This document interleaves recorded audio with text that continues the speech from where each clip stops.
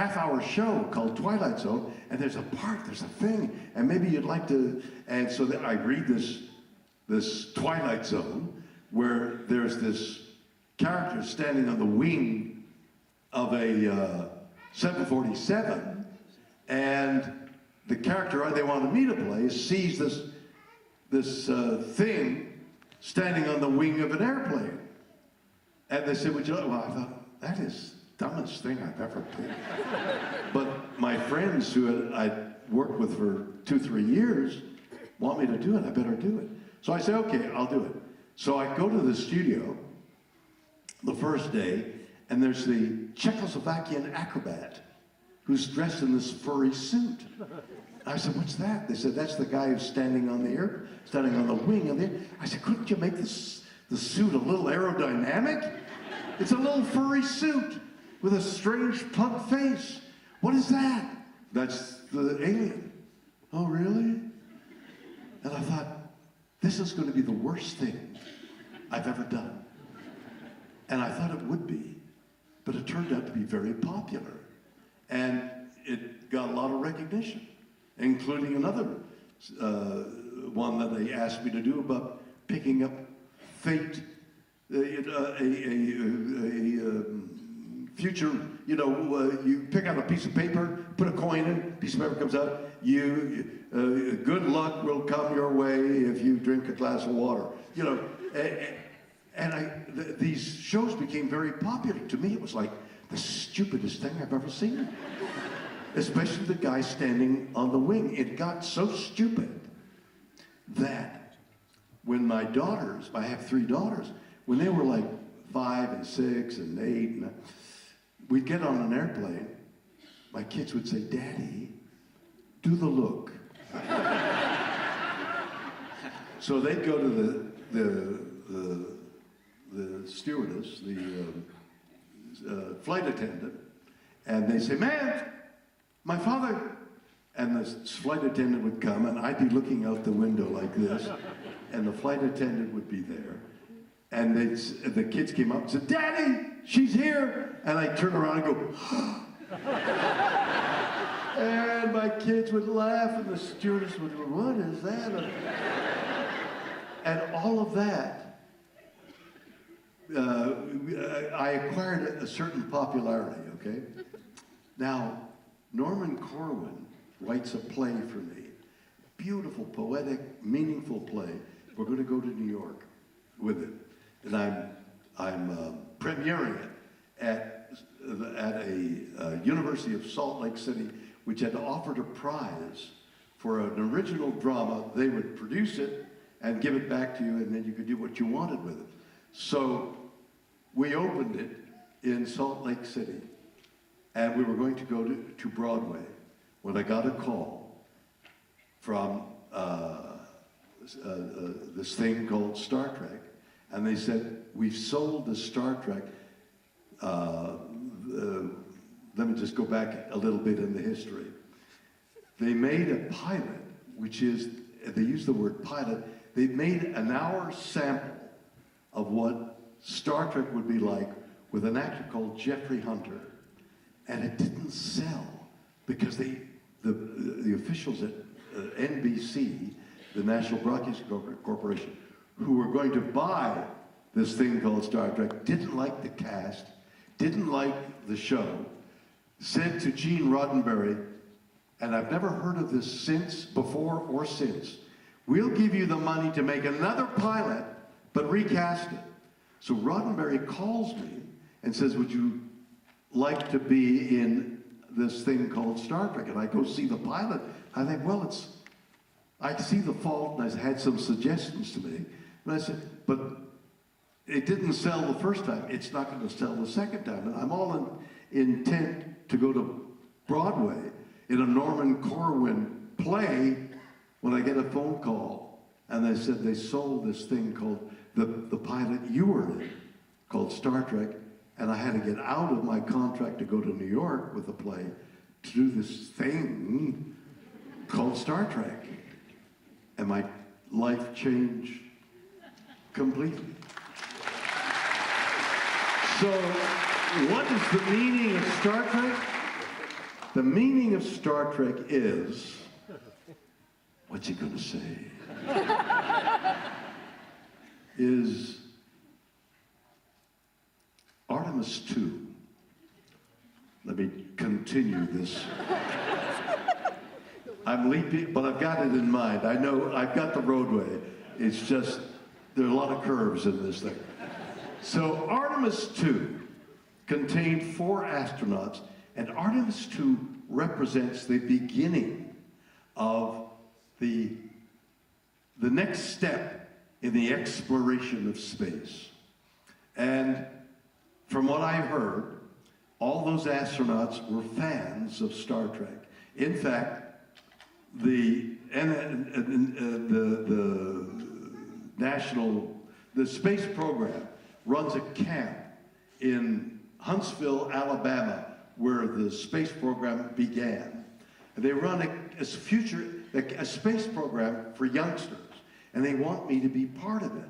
And I'm going to be part of that space program. And so I've become acquainted with many of the astronauts, and I'm kind of on the periphery of these astronauts. So I know that those guys are the beginning of the next stage of exploration of space. What I find fault with is they said we were sending 4 live astronauts in space to go around the backside of the moon, and we're not sending robots, we're sending 4 live people because they can tell you the color of the ground around the moon. They'll have more subtlety in their vision than our instruments can tell us. They can identify some of the minerals and things that are on the backside of the moon more readily than the instruments. And I thought, that isn't so. Our instruments are far more subtle than our human sight, sound, smells, taste. And I had to ask myself the question, and this is what the answer to Star Trek is.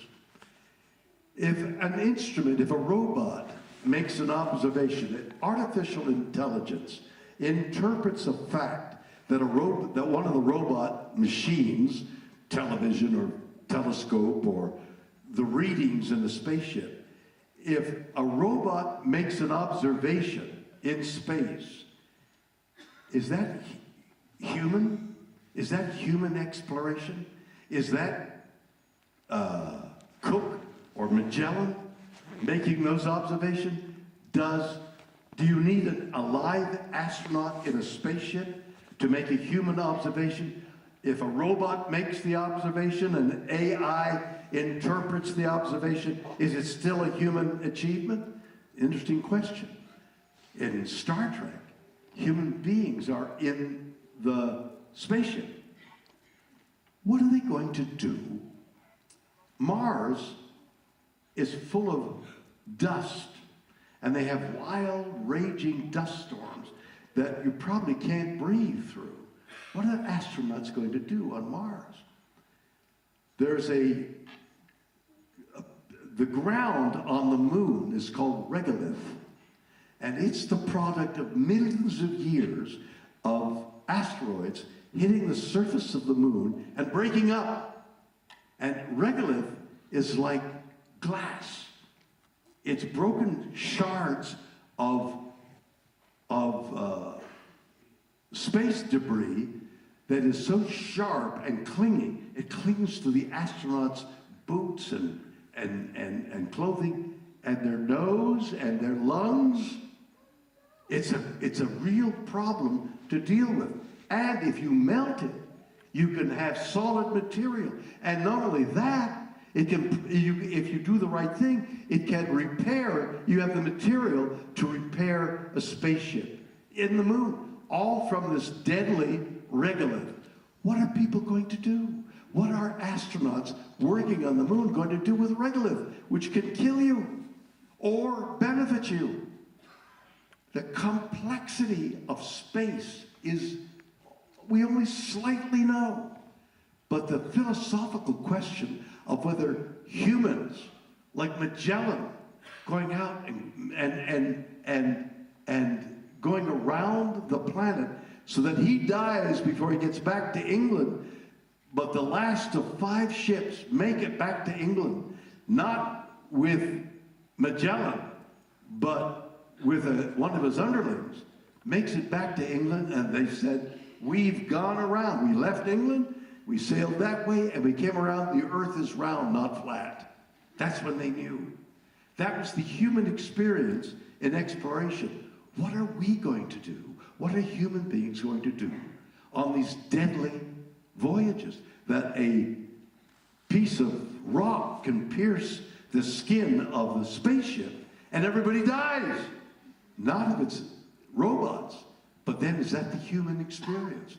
That's the stuff we're going to find out, and Artemis 2 is the beginning of that new age of exploration, and that is what Star Trek is, the message of Star Trek. The human beings will, in time to come, 400 years from now, will make those explorations, will have discovered the meaning of time and being able to put time forward and backwards.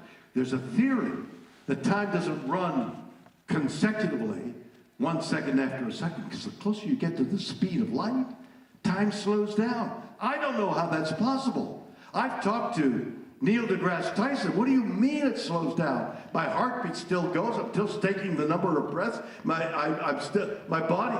How can time slow down? What is the meaning of that? And he attempts some explanation. I don't understand that. But apparently time slows down. There's such magic out there that we have no idea what space contains. We have no idea the incredible things we're going to discover. But alongside regolith, and you hold it in your hand and cut your hand on it, there's the ideas of interconnection,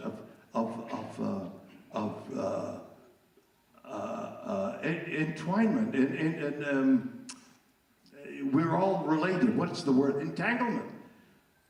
We're all entangled. Does that mean that we belong to the universe? That we're part of the universe? Is the universe conscious? Are we part of that consciousness? All those marvelous, unanswerable questions at the moment.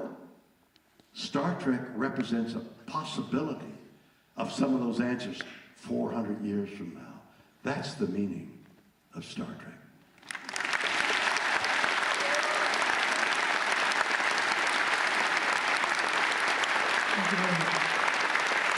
I don't know what I said. That's one. Here, two. Hi. Hello. Hello. As you probably know, I'm up in a room somewhere signing and saying hello to everybody. And the thing that people say here in Liverpool, probably all over England, you good? Yeah, you good? I'm good. Okay, right, I'm good. So, in America and Canada, we say, how's it going? You good? Are you well? Good. But you good? Yeah, I'm good. You good? I'm good. So when the fifth person comes to me and says, you good? Like concerned?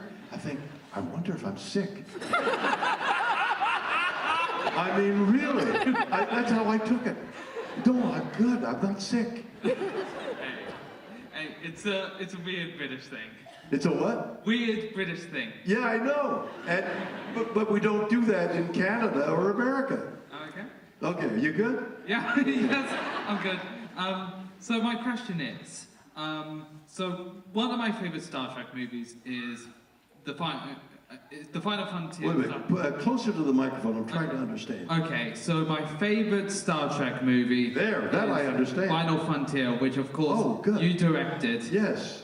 Was the inspiration for the story, Well, I wish I could answer that in detail. I got a clock here saying I got to get off.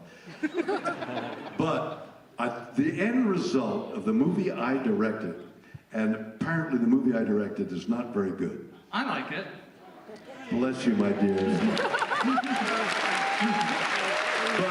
the lessons of the final, what's it called? Final Frontier. The Final Frontier. The lesson there. My original concept was Star Trek goes in search of God. Okay? I said, here's the movie I want to make to the bosses at the Paramount. I said, I want to make a movie, and Star Trek, the whole group goes in search of God. We find the devil instead, and we deal with the devil, and we got to, the river Styx, we got to go, and we got to get out of there, and we run, and we get back into the spaceship, we leave. And the Paramount executives say, oh, that's nice. Who's God? I don't know, God. Well, is it a Protestant God, Catholic God, Jewish God, Muslim God? Well, no, it's God. No, you're gonna choose one religion, their God, what it looks like, and then you're alienated. So 1 billion people will go with you. There's 8 billion people on the planet. You're going to alienate 7 billion people. I said, yeah, but I mean, it's God. No, you can't do that. And then I had to compromise everything. From that moment on, I compromised everything. So the lesson of that movie that cost $30 million, it was my lesson, and I pass it on to you so we can divide the cost, was when do you stand on principle and when do you compromise? And that lesson we all have to learn. When do you stand? No, that's against my principles, and I'm not going to go there. Well, I have a statue of a rhinoceros made in, when I was in South Africa. They got a famous sculptor, and I brought home this incredible sculpting about that big. And I said to my wife, it's got to be perfect on the mantelpiece. And look to the side, not in center. And it's like dominates the room, even though it's that big. And she said, oh, that's great. And we'll put a candelabra on that end, on that end. I said, no, it's got to be alone. Because she says, no, candelabra on each end. How do you compromise that? How do you stand on principle in a marriage like that? So you know the mantelpiece? It's got a candelabra on both sides. I had to lose, I had to be followed. Thank you, everybody. It's a pleasure being with you. Thank you. Bye-bye.